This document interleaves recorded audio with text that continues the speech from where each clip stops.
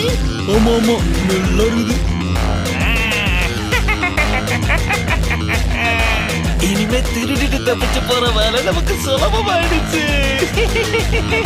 என்ன பசங்களா, சுட சுட பக்கோடா ரெடியா இருந்தா எல்லாரும் சாப்பிடுவீங்களா?